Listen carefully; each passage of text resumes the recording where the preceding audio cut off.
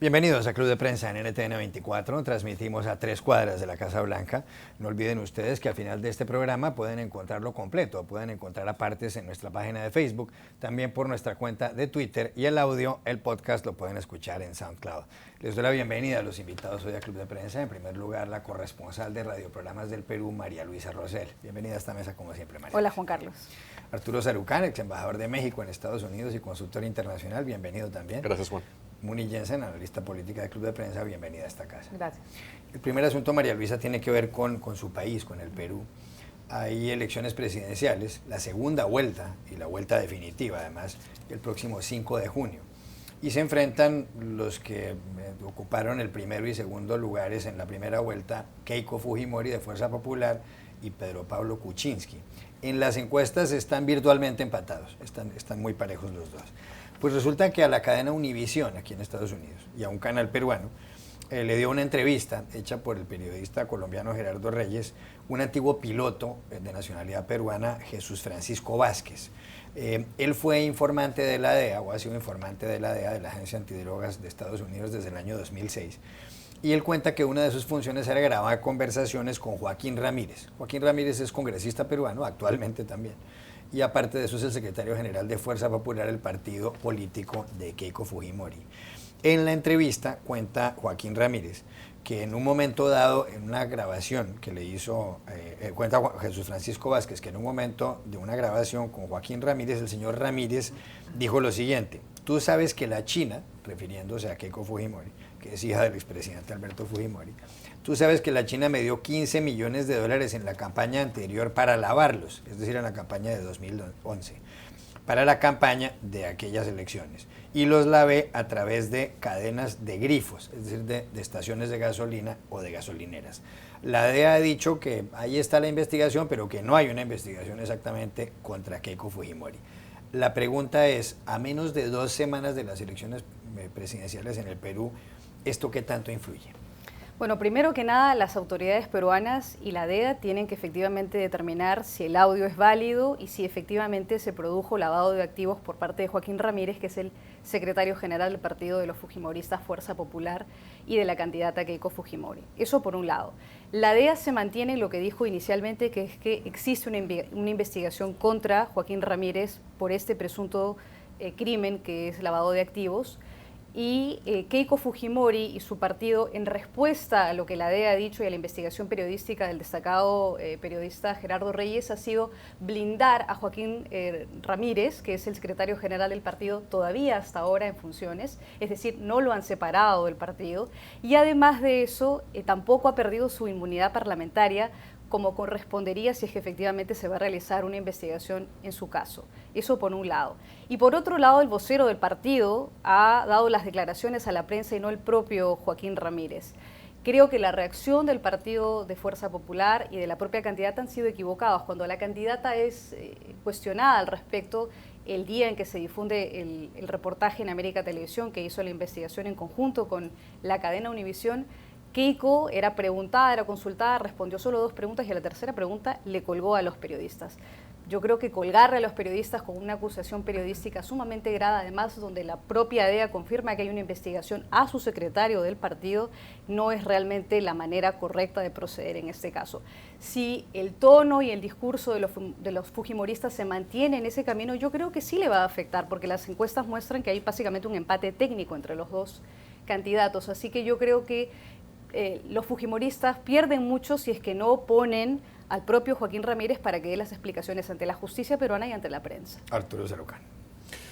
Mira, a lo largo de la historia político-electoral de América Latina, en muchos de nuestros países, cada vez que hay un ciclo electoral, surgen acusaciones verídicas o no de participación de funcionarios, miembros de los equipos de campaña, con el crimen organizado y el narcotráfico. Lo hemos visto en México, lo hemos visto en Colombia, lo hemos visto en muchos otros países.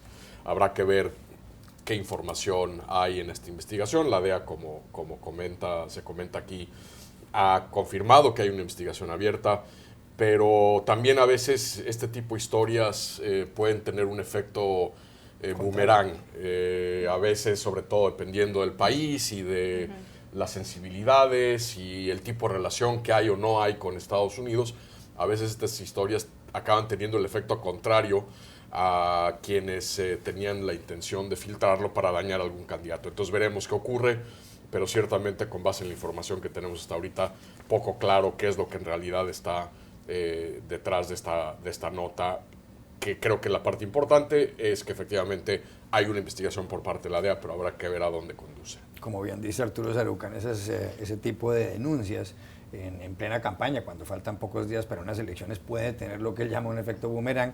Ocurrió precisamente en su país, en Colombia, en 1986, cuando se enfrentaban el candidato liberal Virgilio Barco con un candidato conservador, Álvaro Gómez Hurtado.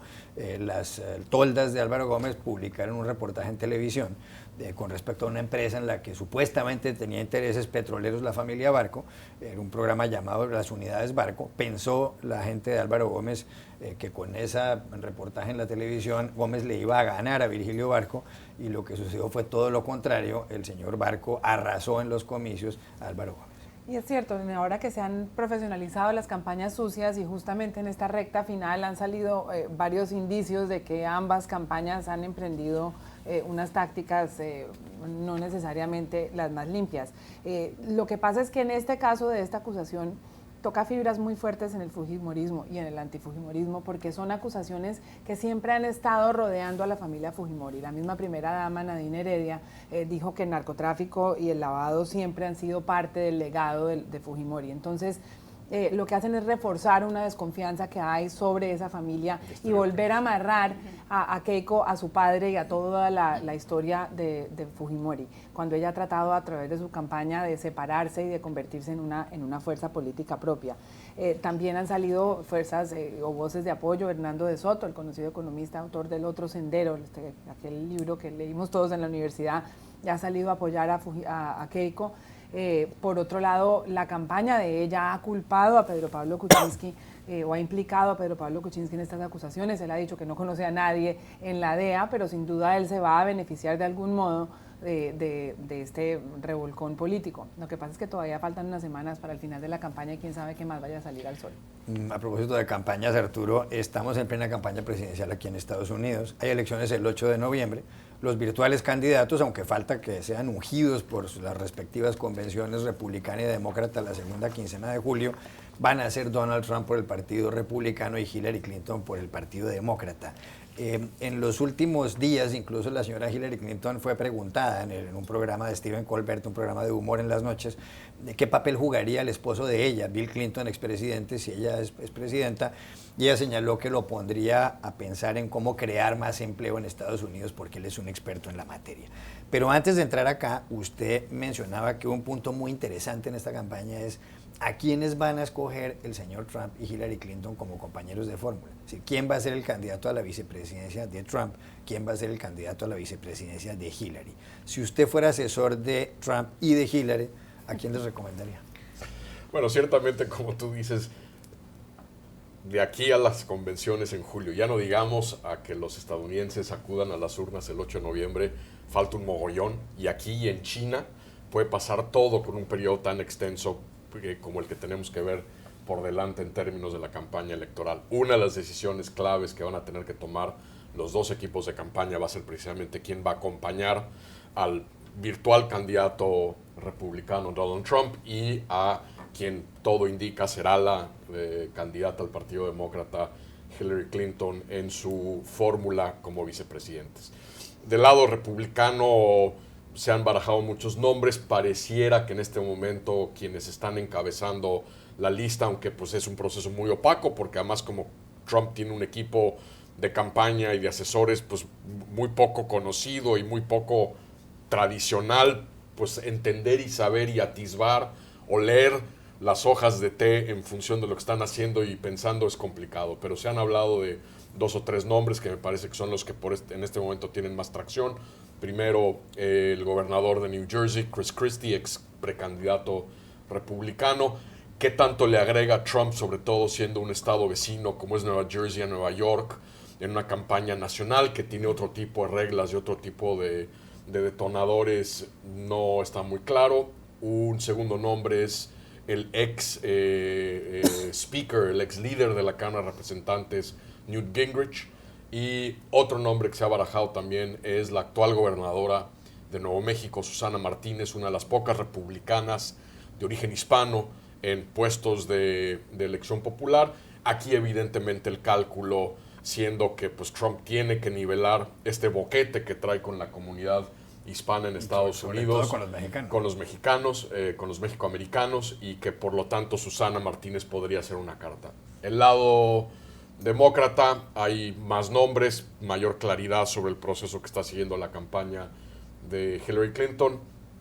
Me parece que quienes encabezan la lista naturalmente son 2 senadores y un gobernador.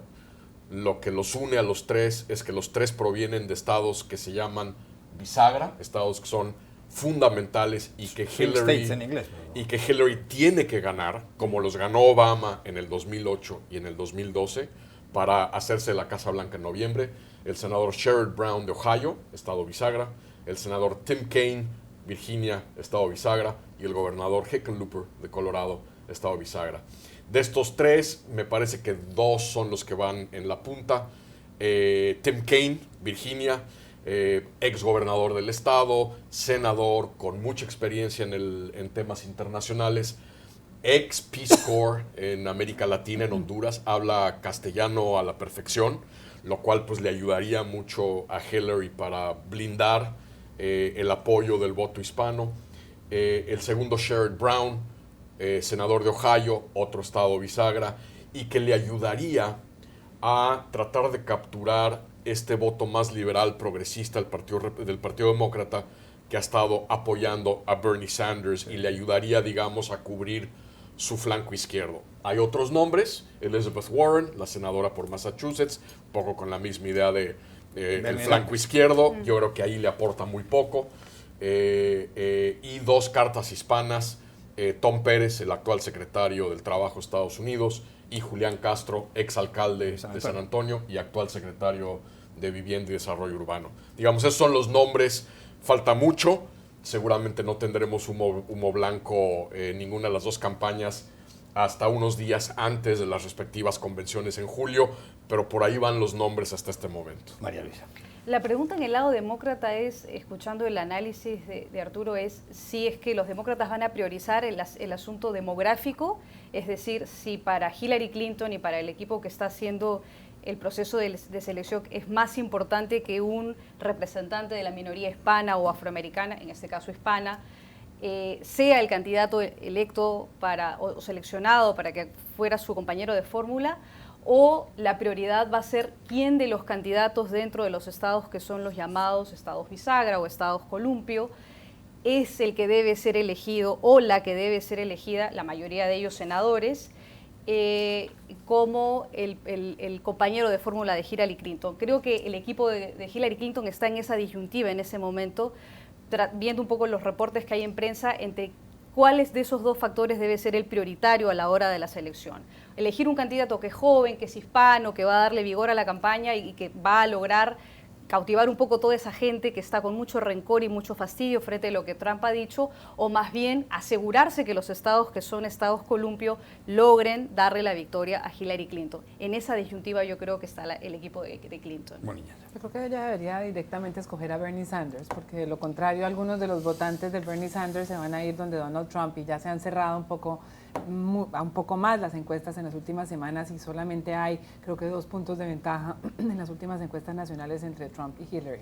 Yo no sé ella cómo va a lograr cautivar ese porcentaje persistente, para ella muy cansón, de seguidores de Sanders que no han logrado adherir a ella, y ella no los ha logrado convencer. Pienso que quizás una fórmula Sanders-Hillary sea la solución, aunque parezca una locura. A lo mejor la fórmula de paliar esto que tú bien abordas, que es cómo atrae a su campaña este voto joven que paradójicamente está apoyando al precandidato más viejo de todos los que han competido, es que Sanders, en el momento que se baje de la contienda en 12, apoye sin reservas a Hillary, y eso ayude un poco a mitigar. Yo soy franco, yo no he visto muchas encuestas y he platicado con muchos de los jóvenes que están apoyando a Sanders. No los veo por el hecho de que Hillary gane la nominación. Digamos, yéndose a apoyar al Partido Republicano. Creo que no hay vasos comunicantes ideológicos, a pesar de que sí hay un tema, digamos, antisistémico y antipolítica, además de lo mismo, que los une con algunos de los que han apoyado a Trump por las mismas razones. Creo que igualmente peligrosos que se queden en casa y no voten. Claro. Ya regresamos a Club de Prensa. Volvemos a Club de Prensa en NTN 24 desde Washington. Muni, a propósito de Donald Trump, del que no para de hablar prácticamente nadie, la señora J.K. Rowling, la autora de la saga de novelas, de la serie de novelas de Harry Potter, una de las escritoras más famosas del mundo, estuvo en una gala en Nueva York, en la gala PEN America, muy célebre, y se refirió a aquella solicitud que hay en el Reino Unido para que el señor Donald Trump, y la han firmado miles y miles de personas, para que se le prohíba la entrada de ese país al señor Trump. Pues la señora J.K. Rowling defendió el derecho que tiene Donald Trump de ser agresivo e intolerante. Por supuesto, ella está diciendo que debe permitírsele que entre al Reino Unido, y además lo hizo con el argumento siguiente. Dijo, es que el derecho que tiene él de ser agresivo e intolerante es el mismo que debemos tener los otros de llamarlo a él agresivo e intolerante. ¿Tiene razón J.K. Rowling? En principio sí, por mal que nos parezca defender de alguna manera a Donald Trump, me parece que ella desde su posición de novelista y de una figura internacional del Reino Unido habla de una manera consecuente, muy distinto. Es un político, un presidente, un jefe de Estado que tenga que sentarse en la mesa a negociar acuerdos de seguridad, a hablar sobre política internacional con Donald Trump. Es válido que ese mandatario tenga una opinión distinta que una señora que escribe novelas. Arturo Celular. Mira, con todo el dolor que me cuesta decirlo, por razones más que claras en términos del discurso xenófobo, demagogo, antimexicano de Donald Trump, J.K. Rowling tiene toda la razón. Es decir, parte de la premisa fundamental de la libertad de expresión. Ahora, lo que sí eso no puede taponar es la necesidad imperiosa de llamar las cosas por lo que son, como bien ella dice también, y de recordar lo que ocurre, lo que ha ocurrido en la historia, cuando dejamos que populistas, nativistas, xenófobos lleguen al poder. Ya lo vimos en Europa en los 30s, vimos las consecuencias de que esto ocurriera, y yo creo, tenemos la obligación de quienes creemos en un Estados Unidos incluyente, plural, tolerante, de combatir esta plataforma xenofóbica y demagoga de Donald Trump. Pero efectivamente esto de que se le prohíba o no la entrada al Reino Unido, yo creo que J.K. Rowling tiene toda la razón. María Luisa.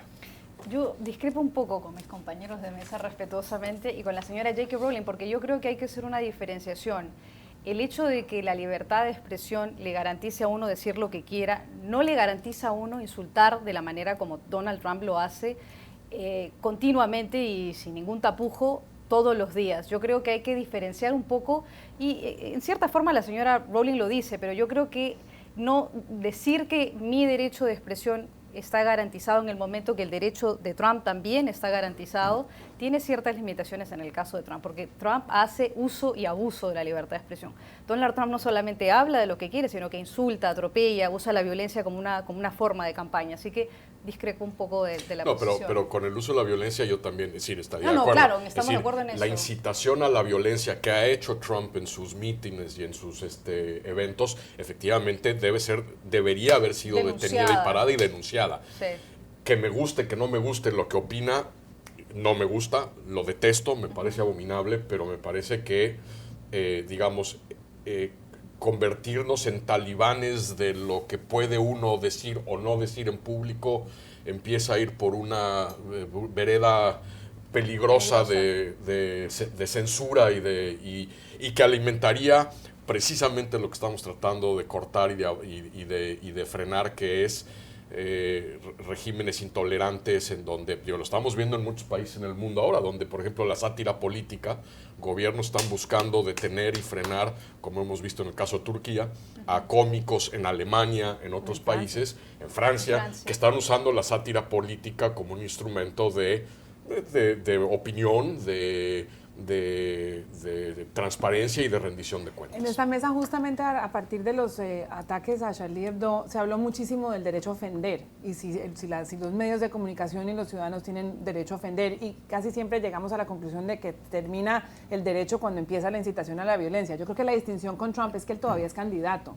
y cuando si llega a ser presidente, creo que debe ser sometido a unos estándares muchísimo más rigurosos que ahora, que es un candidato, es un ciudadano. En cambio de asunto, a propósito de Inglaterra, el señor Boris Johnson, exalcalde de Londres, dio una entrevista en el Telegraph, en el Reino Unido, y él es partidario de lo que se llama el Brexit, es decir, la salida del Reino Unido de la Unión Europea. Hay un referendo convocado para ese asunto para el 23 de junio. Y él dijo que el Reino Unido debe irse de la Unión Europea porque lo que está tratando de hacer la Unión Europea es lo mismo que intentaron o que lograron los romanos en el antiguo Imperio Romano, en el sentido de que unificaron el mando sobre toda la Unión. Los romanos pues conquistaron lo que es Francia y España, Italia, y llegaron hasta Inglaterra y Adriano construyó la famosa muralla. Otra muralla que por cierto sirvió para dos cosas, pero bueno. Claro, exactamente. El asunto es que el señor dice que ese es el objetivo de la Unión Europea y que ese mismo objetivo lo tuvieron Napoleón Bonaparte y Adolfo Hitler. Metió la pata Boris Johnson al comparar a la Unión Europea con Hitler cuando justamente se dice que la Unión Europea se construyó para que no volviera el nazismo jamás al viejo continente. A mí en lo personal me parece una extrapolación y una exageración grosera. Comparar el proyecto de la Unión Europea, que precisamente se construye como un dique para prevenir lo que había ocurrido previo a la Segunda Guerra Mundial. Yo en lo personal estoy en contra de la salida del Reino Unido de la Unión Europea. Me parece un grave error geopolítico para el Reino Unido y me parece un tema que además podría tener secuelas brutales para una economía global que no acaba de levantar y que no acaba de ganar tracción. Boris Johnson, a quien yo he tenido el privilegio de conocer, me parece un tipo muy sofisticado y muy inteligente, y por lo tanto esta comparación en su afán por promover la campaña de salida del Reino Unido me parece un cuanto exagerada. 30 segundos. Me parece, estoy completamente de acuerdo con el embajador Sarucán. Creo que es una comparación que se utiliza con más frecuencia de la que se debería por parte de los políticos. 30 segundos. Sí, completamente de acuerdo. Creo que los europeos y en particular los británicos perderían mucho si salen de la Unión Europea, y la comparación, estoy de acuerdo, es totalmente desacertada. Ya regresamos a Club de Prensa. Volvemos a Club de Prensa en NTN 24. El diario El País de Madrid trae un artículo titulado Búhos contra alondras. Ana Adán, una doctora en psicobiología de la Universidad de Barcelona, dice que los seres humanos, unos están más despiertos en la mañana, otros en la tarde, otros en la noche. Hay un 20% de matutinos que son los llamados alondras, un 20% de vespertinos que son los llamados búhos, un 20% de intermedios que son los llamados colibríes. Y que los que están en los vespertinos, los búhos, tienen más tendencia al alcohol y la droga y al desorden. ¿Usted de los tres, cuál es de los tres? Definitivamente soy vespertina, en la mañana, primera hora, alondra, total. Arturo Sarucán. Búho sin duda, pero sin ninguno de esos hábitos perniciosos que acabas de escribir, pero sin embargo debo decir que a veces los momentos de mayor inspiración son en la ducha, en la regadera por las mañanas. Entonces, raro, pero búho ciertamente. A mí me gustan las descripciones de los búhos y me gustaría, en cierta forma, ser búhos. Son divertidos, extravagantes, creativos, y eso yo soy claramente alondra, madrugadora. En las noches me pongo de mal humor. A propósito, el Barcelona, su equipo, ganó la Liga esta semana, pero Campeones. no está en la final de la Liga de Campeones. Entre el Real Madrid y el Atlético de Madrid, el partido que es el 28, ¿usted por quién va? Siempre el Atlético de Madrid, quien sea contra el Real Madrid. Bueno, gracias a los tres. A ustedes los espero mañana en Club de Prensa. Es este sábado, ¿no?